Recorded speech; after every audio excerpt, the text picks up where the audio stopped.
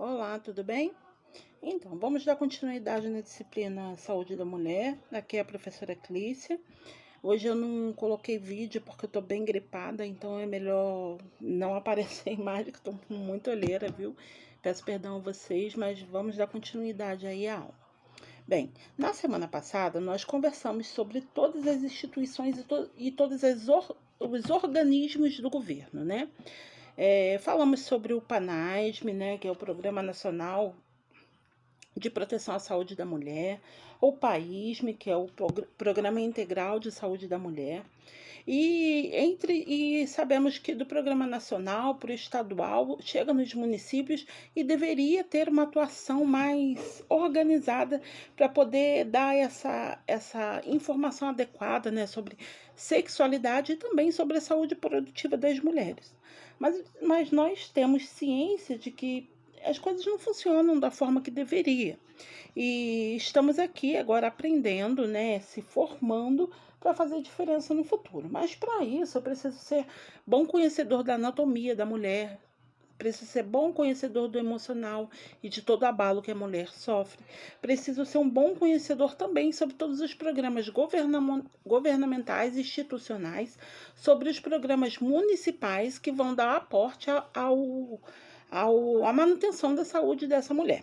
Hoje nós vamos conversar em primeiro momento sobre a anatomia feminina. Nós começamos a falar, eu só apresentei a anatomia feminina.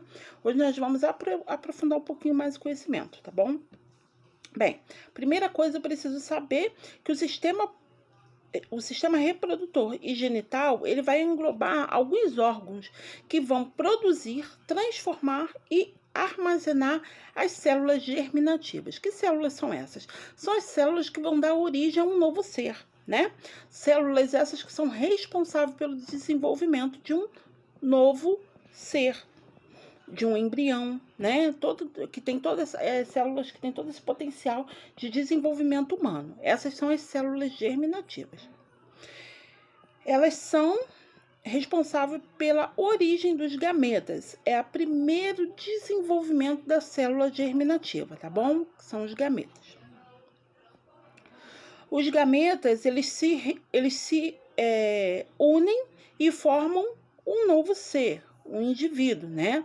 Que será abrigado em um órgão durante todo o seu desenvolvimento. Vocês já pararam para pensar o quão grande, qual é a magnitude de toda essa nossa conversa? Né? A mulher vai gerar uma criança, a mulher desenvolver, né? Começa com um gameta, uma célula desenvolvida, que vai dar origem a um novo ser, uma coisa muito bonita. Hoje eu vou passar um vídeo e vocês vão assistir. Que órgão é esse que vai dar essa sustentação a esse novo indivíduo? É o nosso útero, né? Para as mulheres é o útero. O útero vai fazer parte do sistema reprodutor feminino. Somente as mulheres têm esse órgão, tá? E é considerado muito complexo. O sistema reprodutor feminino é muito mais complexo que o sistema masculino, em razão da função da reprodução, né? Que seria o mesmo que abrigar e propiciar o desenvolvimento de um novo ser. Quem é esse órgão? Aqui está apresentado o útero, né? Nessa imagem você observa o útero, o ovário, as trompas de Falópio. Observa também o cérvix, né, que é o colo do útero, e o canal da vagina, tá?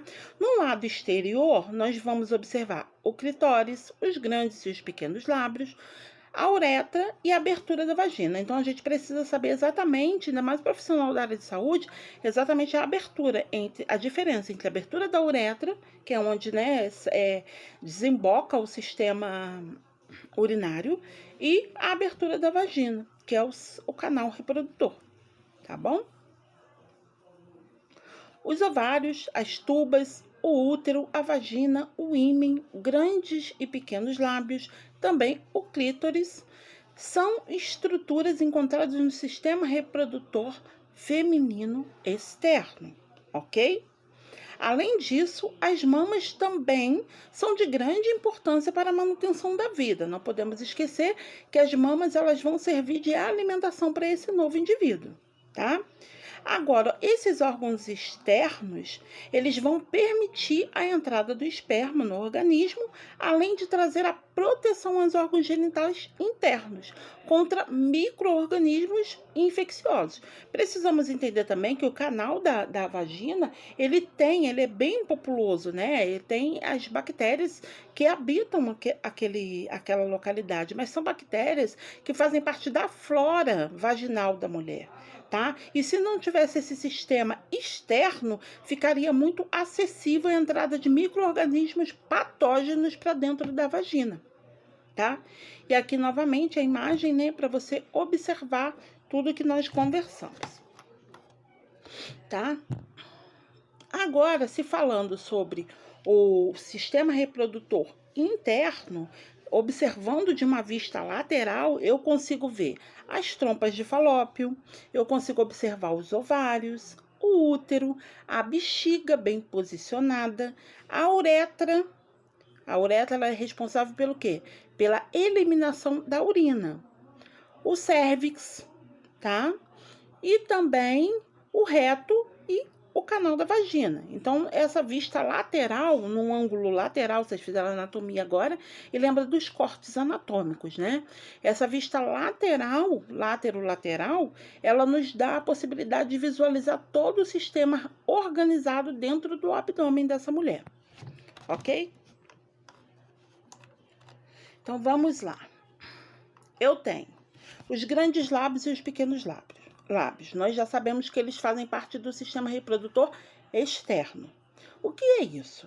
São dobras de pele, né, e mucosa que vão fazer a proteção da abertura da vagina, tá? Os pequenos lábios, durante o processo de excitação, ficam entumecidos, eles ficam aumentados, ficam mais sensíveis, né? Durante a penetração no período das relações sexuais. Os grandes lábios, eles ficam entre o monte púbico, né? Entre os pelos, entre o monte púbico ou monte de Vênus, que seria o pelo, né? E se estende até o períneo, que nós já observamos na aula passada, né? Então, toda aquela penugem ou na região da vagina, ela vai servir como protetora, tá? Para a entrada de micro-organismo. E são cobertos por pelos pubianos após a puberdade. Então, esses pelos eles só vão aparecer após a puberdade. Qual é a função desses pelos nessa região dos grandes lábios que se estende até o períneo próximo ao ânus? A função é a proteção da entrada da vagina, para evitar a contaminação por micro-organismos patógenos, ok? A vagina. Quem é a vagina?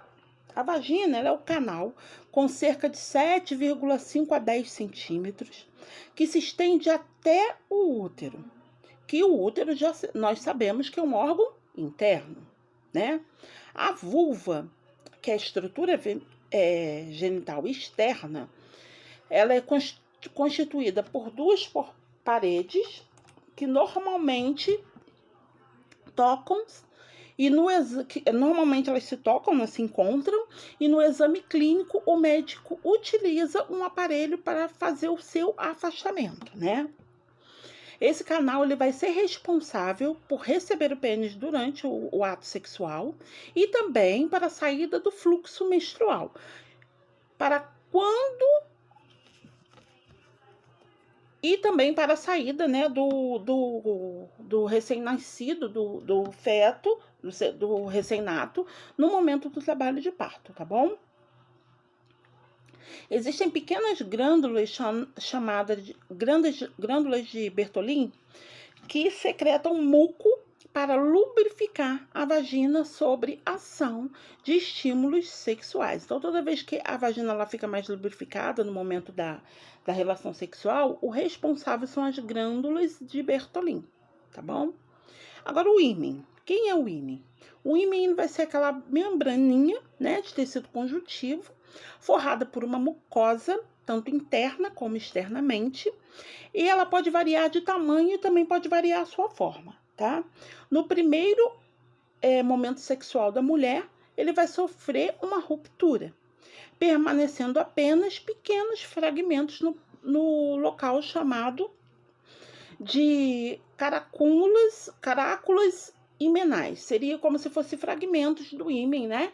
Naquele local onde a mulher ainda vai ter algum desconforto, né? Até com que o corpo elimine todo esse processo, ok? Vamos lá. Só um minutinho, peraí, deixa eu ajustar aqui, só fora aqui. Botar um jeito melhorzinho aqui, ok. Só um minuto, opa, de novo.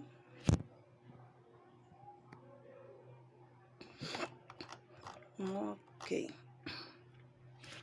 E o clítoris? O clítoris vai ser aquela pequena saliência externa, né? Que tem uma grande sensibilidade para a mulher, tá? Uma sensibilidade muito grande no tato, situada na junção anterior dos pequenos lábios. Ela é aquela saliência, né? Que acho que todas as mulheres conhecem, os meninos também. Tem a função muito importante na excitação sexual feminina e pode ser considerado similar ao pênis do homem. O útero é o órgão responsável por alojar e proteger o embrião, receber, alojar e proteger o embrião, e mantê-lo durante todo o desenvolvimento fetal, até o momento do nascimento, ok? Então, é o útero que vai ser o responsável pela segurança desse bebê até o momento do nascimento. Ele é formado por tecido muscular que se estende amplamente durante o período de gravidez. Então, ele tem uma grande elasticidade. E o bebê ele se instala ali e o útero ele vai crescendo de acordo com o desenvolvimento do bebê, tá bom? Bom, é formado por e se estende amplamente durante a gravidez. E apresenta várias camadas. Vocês podem observar aí na região do útero, que o útero ele apresenta grandes camadas porque ele tem grande elasticidade. Então, ele precisa ter essa consistência para ele poder dar suporte no momento da gestação, tá?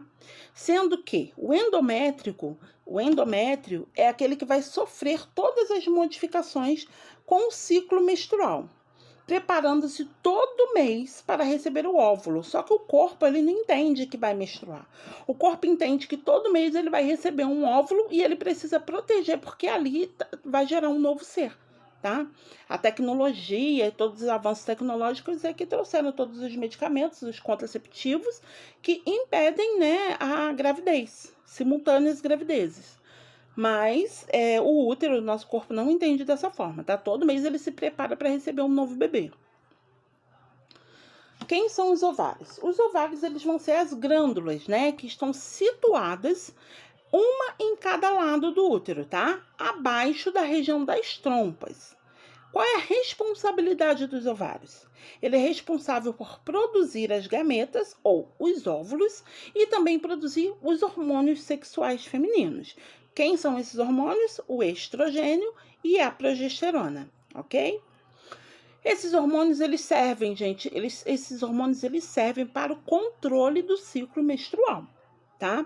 Provoca o crescimento também do endométrio e estimula o desenvolvimento de vasos sanguíneos e glândulas lá da região do endométrio, tornando-se mais espesso, vascularizado e cheio de secreções nutritivas, porque ele se prepara para receber um novo ser. Então, como ele se prepara para receber um novo ser, ele tem que trazer para aquela região bastante nutrientes, ele tem que ser bastante vascularizado no período de receber o óvulo, porque se implantar um bebê naquela região, ele precisa ter aporte sanguíneo para esse novo ser se desenvolver, ok? Bom, a reprodução humana, então, ele fica sob a responsabilidade do órgão reprodutor feminino, né? E nós agora já conhecemos, né, todos os processos. Tem uma tabelinha muito interessante lá na apostila, na página 10, que é tipo um resuminho de tudo que eu falei com vocês, tá bom? As mamas, elas são muito importantes, como já falei, mas agora eu não vou entrar muito nas mamas, porque na amamentação eu vou apresentar todas as mamas, toda a estrutura e anatomia da mama para vocês, tá bom? Uma coisa que eu quero que vocês entendam que o parênquima mamário, ele é constituído ele fica encostado nas costelas, né? Ele tem o músculo peitoral maior, a fáscia peitoral e os músculos intercostais. É constituído também por vasos e nervos intercostais. Logo atrás eu tenho o pulmão e as costelas, é que dá a sustentação e a proteção do pulmão, né? E a partir dali cresce a mama feminina. Nessa mama feminina eu encontro também ductos lactíferos. Por que lactíferos? Lactíferos lembra o quê? Lácteo, leite, né? São seios ou ampolas que elas, no momento da amamentação, elas se enchem para poder dar o suporte durante a amamentação a esse novo ser, tá? E aí, sobre as mamas, a gente vai conversar depois. Para terminar todo esse processo dos estados a parte federativa, estados e municípios, nós vamos conversar um pouquinho para encerrar sobre isso. A gente já conheceu todo o sistema reprodutor feminino, agora a gente vai conversar um pouquinho sobre sexualidade e saúde reprodutiva. Tá? Isso é um direito humano, a sexualidade e a saúde reprodutiva da mulher é um direito humano. Tá? Os direitos sexuais e os direitos reprodutivos são considerados direitos humanos fundamentais e, por isso, essenciais para o pleno exercício da cidadania feminina. A saúde reprodutiva é responsável pelo bem-estar físico, mental e social, em todos os aspectos, gente. Porque a mulher que tem uma saúde reprodutiva, que ela domina o seu próprio corpo, que ela decide o horário de engravidar, que ela decide a idade correta, que ela tem domínio sobre o seu corpo, ela consegue um equilíbrio físico, mental e também social, melhorando assim todos os aspectos relacionados ao seu sistema reprodutivo. Porque uma mulher que ela consegue esse domínio, ela é conhecedora do seu próprio corpo e também das suas funções e processos. E não é uma mera ausência e ela não procura, né, uma assistência por uma mera ausência ou até por uma enfermidade. E sim, ela procura assistência para garantir os seus direitos. E onde essa mulher deve procurar essas assistências? Nos núcleos de saúde da mulher do município. Né? Depois de vocês conhecerem todos os programas, e se vocês tiverem a oportunidade, ou se já foram no Núcleo de Saúde da Mulher de Macaé, que era no Aroeira, não sei se funciona lá ainda, você encontra todos esses programas que eu vou apresentar para vocês agora, tá? A saúde sexual, ela tem que ser um domínio da mulher, a mulher tem que se conhecer, tanto os órgãos externos quanto os internos, ela precisa saber a importância dos órgãos para ela poder decidir sobre a sua vida, tá? Então, ela se torna uma habilidade de mulheres e também de homens para desfrutar e expressar a sua sexualidade. O homem ele tem que deixar a mulher se expressar, né? A gente já saiu muito dessa era em que o homem dominava o seu corpo e o corpo da sua companheira. Hoje em dia, a mulher ela tem o domínio próprio e ela mesma decide. Claro que tem situações que precisam de uma conversa, principalmente quando a gente fala da reprodução humana, né? Se a mulher decide não ter filhos ou não ter mais filhos, tem que ser uma conversa. Porque a reprodução humana, ela está sobre a responsabilidade da mulher. Mas se ela está dentro de um relacionamento, o nome já diz, né? Um relacionamento. Então, tudo tem que ser bem conversado, tá?